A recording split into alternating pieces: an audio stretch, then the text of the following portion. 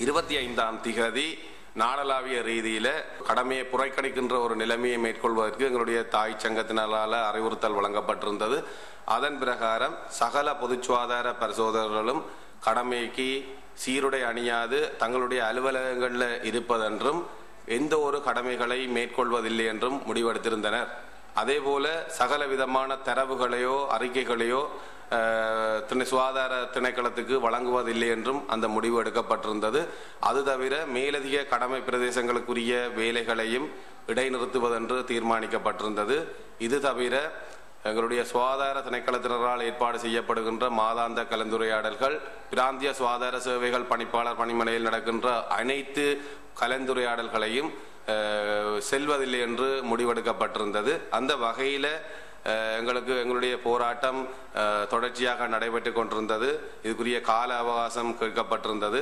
இந்த போராட்டம் முன்னெடுத்து கொண்டு இருக்கைக்குள்ள அரசாங்கத்திட்ட இன்னும் எங்களுக்கு சரியான மறுமொழி கிடைக்காத காரணத்தினால் நேற்றைய எங்களுடைய தாய் சங்கத்தினருக்கு சுகாதார அமைச்சால ஒரு அறிவுறுத்தல் ஒன்று வழங்கப்பட்டிருக்கின்றது. வருகின்ற 28/5/2012 ஆண்டு வரைக்கும் ஒரு கால அவகாசம் கேட்டிருக்கின்றார்கள்.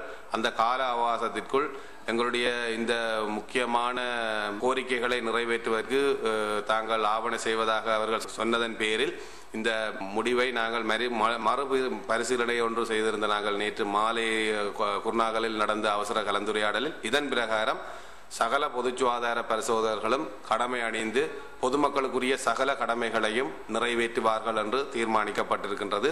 இதே சமயம் கடமைகளை நாளாந்தம் சரியான முறையில் செய்தாலும் கூட அந்த கடமைகளுக்குரிய அறிக்கைகளையோ அல்லது தரவுகளையோ எந்த ஒரு ரிட்டர்னையும் நாங்கள் சுகாதார திணைக்களத்துக்கு வழங்குவதில்லை என்றும் முடிவெடுக்கப்பட்டது. அதே சமயம் வருகின்ற 28/5/2012 ஆண்டு நாளைய தினம் வரை இந்த சகல விதமான சுகாதார திணைக்களத்தினரால் மேற்கொள்ளப்படுகின்ற மாதாந்த கலந்துரையாடல்கள், பிராந்திய சுகாதார சேவைகள் பணிப்பாளர் பணிமனையிலே நடைபெறுகின்ற சகல விதமான மீட்டிங் அதாவது கலந்துரையாடல்களையும் செல்வதில்லை என்றும் முடிவெடுக்கப்பட்டிருக்கின்றது. இதே சமயம் மேலதிக கடமை பிரதேசங்களுக்குரிய கடமைகளை செய்வதில்லை என்றும் முடிவெடுக்கப்பட்டிருக்கின்றது. 27ஆம் தேதி மே மாதம் அரசாங்கத்திடமிருந்து சரியான மறுமொழி, சரியான கோரிக்கைகளுக்குரிய சரியான பதில் கிடைக்கப்பெறாவிட்டால் நாடளாவிய ரீதியில் 28 மே 2012 ஆண்டு சுயன லீவு போராட்டமாக மேற்கொள்ளுமாறு அறிய தந்திருக்கின்றார்கள்.